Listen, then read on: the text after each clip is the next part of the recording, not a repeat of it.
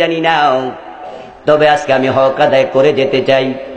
আমি আপনাদেরকে বলতে চাই, আল্লাহর নবীর রাস্তা ধরে যদি জান্নাতে আপনি যেতে চান, তাহলে আপনাকে বিশ্ব নবীকে হুবহু মানা লাগবে।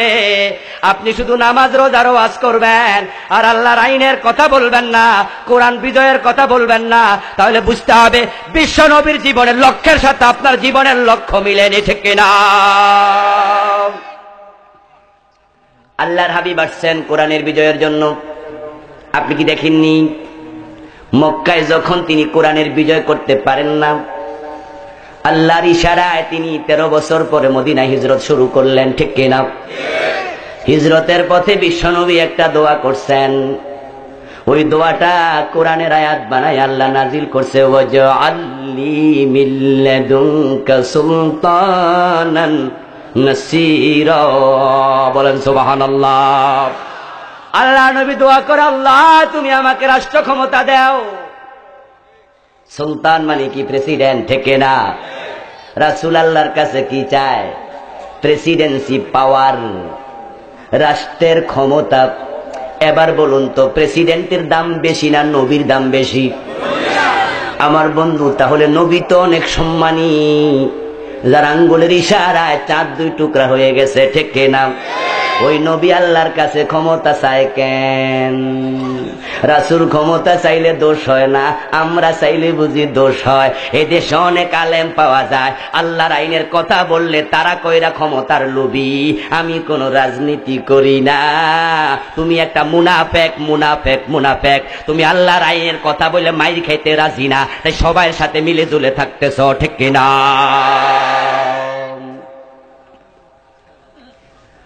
আমার বন্ধুগণ, নেফাকি করলে আল্লাহর কাছে ছাড়া নাই।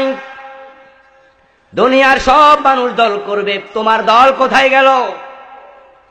আল্লাহর হাবিব তো বলে গেছেন, তাফতারিকু উম্মতি আলা 73 মিল্লাতান, আমার উম্মত হবে 73 দল। হাদিসে আছে না নাই? জান্নাতি কয় দল? এটাও হাদিসে আছে না নাই? এখন আপনার মসজিদের ইমাম বড় সুফি সাহেব হুজুর, উনি কয় আমি কোন দল করি না। আপনার পীর সাহেব বড় সুফি সাহেব হুজুর, আমি কোন দল করি না। আর আপনি মুস্কি হাইসা কন আমাদের হুজুর কত ভালা। রাসূল বলছেন আমার উম্মত 73 দল, আর আপনার ইমামের কোন দল নাই, উনি তো উম্মতের ভিতরেই পড়ল না। কি কিছু হাসির খোরাক দিলাম নাকি? একটু হাসি দেওয়ার জন্য দিলাম?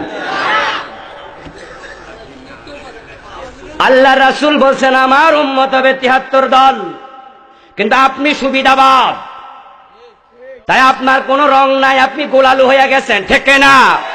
সব তরকারির লগে মিলবেন, হলদিগিরি দেখাচ্ছেন। মুনাফেক কোথাকার তোমার কাছে যখন আসে তাল গাছ মার্কা লইয়াও, তুমি দোয়া করো আল্লাহ তাল গাছওয়ালারে এমপি বানায়া দাও। কিছুক্ষণ পরে চলে যায়, তোমার কাছে আসে বট গাছওয়ালা, তুমি আবার কো আল্লাহ বট গাছওয়ালারে এমপি বানায়া দাও। উনিও দেয় 1000, উনি দেয় 2000। পরের দিন আসছে গাব গাছওয়ালা, তুমি কো আল্লাহ গাব গাছওয়ালার এমপি বানায়া দাও। আল্লাহ কো মুনাফেক, এমপি তো হইব একজন, তুই দরখাস্ত করলি 3 জনের জন্য। ঘটনা কি?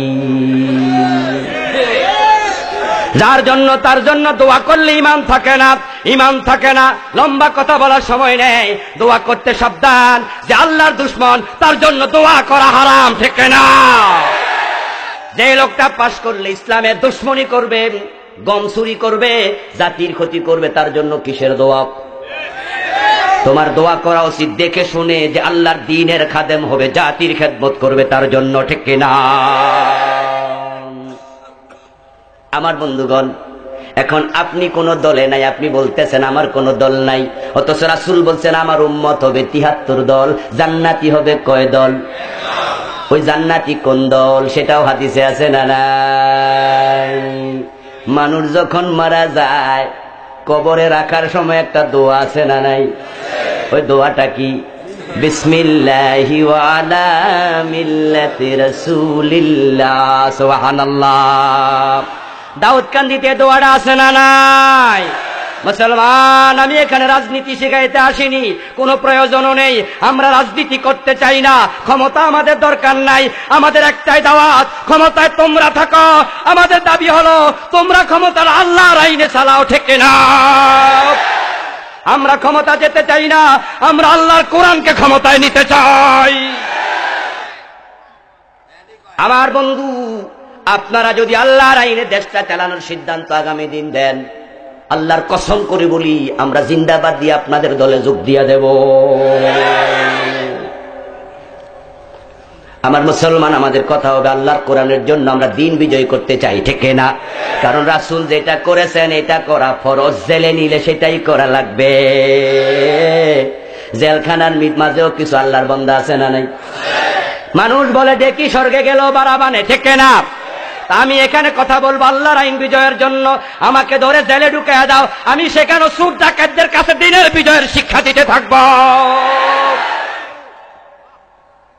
আমাদের একজন শহীদ ভাই মরার পরে তার ডায়েরিতে লেখা পাওয়া গেল, তিনি লিখছেন যে আমি দিন বিজয়ের কাজ করছি, ওই লক্ষ্য থেকে আমাকে কেউ সরাতে পারবে না।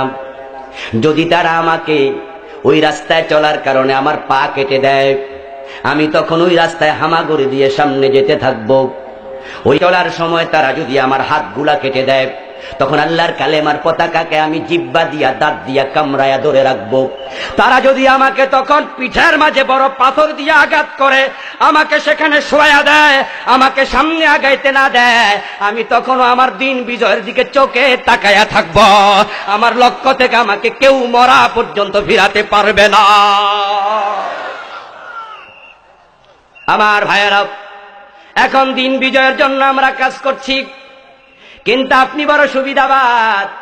ওই যে কবরে রাখার সময় পরে বিসমিল্লাহি ওয়ালা মিল্লাতে রাসূলিল্লাহ, অর্থ হলো আল্লাহর নামে রাসূলের দলে দিলাম, ঠিক না? কবরে রাখার সময় দোয়া কি? বিসমিল্লাহি ওয়ালা মিল্লাতে রাসূলিল্লাহ, ঠিক না? বাংলা অর্থ কি? আল্লাহর নামে রাসূলের দলে তুলে দিলাম।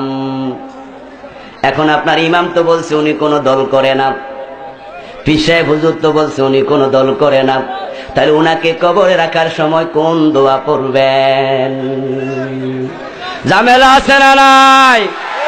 সুতরাং পাবলিক যা মনে চায় তা করবে। আপনার মুসল্লিরা আল্লাহর দলের বাহিরে দল করতে পারে, আর আপনি ৩৫০০ টাকা দিয়ে বিক্রি হয়ে যাবেন না। ৫,০০০ টাকা বেতনের কাছে আপনি গোলাম হয়ে যাবেন না। আপনি চিৎকার দিয়া বলুন, ও মুসল্লিরা, এই দেশের পান বিক্রেতা দল করে, রিক্সাওয়ালা দল করে, ঠেলাওয়ালা দল করে, এদেশের পুরুষ দল করে, এদেশের সব মহিলা দল করে, আমি ইমাম হয়ে আমি যেন দল করব না, বরং তোমরা যেই দল মন চায় সেই দল করো, আমি আমার আল্লাহ এবং রাসূলের দলের মাঝে থাকবো, ঠিক না? একটা দল দরকার আছে না নাই? ওই দল কার দল? আল্লাহ এবং রাসূলের দল, ঠিক না? আল্লাহর দল, রাসূলের দল মানে আল্লাহর কোরআনের দল, ঠিক না? রাসূল মদিনায় যখন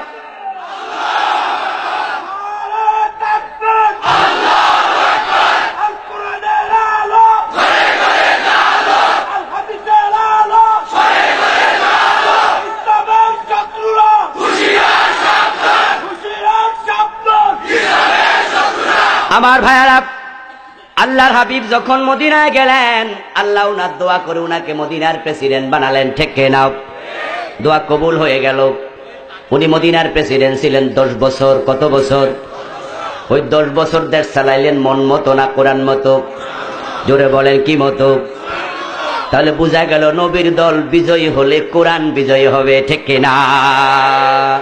এখন আপনারাও সবাই দল করেন। প্রশ্ন, আপনার দল তো বিজয়ী হইয়া গেছে, গত 43 বছরে কোরআনের আইন কায়েম হয়েছে, তাহলে বোঝা যায় আপনার দল নবীর দল না, ঠিক না? মানুষ হবে 73 দল, জান্নাতি কয় দল? ওই দলটা কোরআনের দল, ঠিক না? আমার মুসলমান ভাইয়েরা, বাংলাদেশে যদি আপনার কোরআনের দল পছন্দ না হয়, তাহলে আপনি এরপরও কোরআনের বাহিরের দলে থাকবেন না, নিজে একটা দল বানায়া কোরআনের কথা বলা লাগবে। আল্লাহর হাবিবের ইন্তেকালের পরে আবু বকর, ওমর, ওসমান, আলী উনারা ক্ষমতায় ছিলেন 30 বছর, দেশ চালাইছেন মন মতো না কোরআন মতো। এখন সেই কোরআন বাংলাদেশে আছে না নাই? জোরে বলুন, কোরআন আছে না নাই? এখন কোরআন বিজয়ের জন্য কাজ করা দরকার আছে না নাই? আপনি রাজনীতি করেন, রাজনীতি আপনার দল, আপনার আইন হবে আল্লাহর কোরআনের পক্ষে কাজ করা দরকার আছে না নাই? এই দেশে কোরআন বিজয় হোক, আপনারা চান কিনা? কোরআন বিজয়ের ছায়াতলে আসতে কে কে রাজি আছেন? হাত তুলে দেখান। নারায়ে তাকবীর, নারায়ে তাকবীর। কোরআন সুন্নাহর আলো, কোরআন আছে যেখানে, কোরআন ছাড়া অন্য কিছু। হাতগুলো নামান, আল্লাহ আমাদের হাত কবুল করো। হাযা মা ইনদি ওয়াল ইলমু ইনদাল্লাহ আলাইহি তাওয়াক্কালতু ওয়া ইলাইহি উনীব। আল্লাহ হাফেজ। আসসালামু আলাইকুম ওয়া রাহমাতুল্লাহি ওয়া বারাকাতুহু।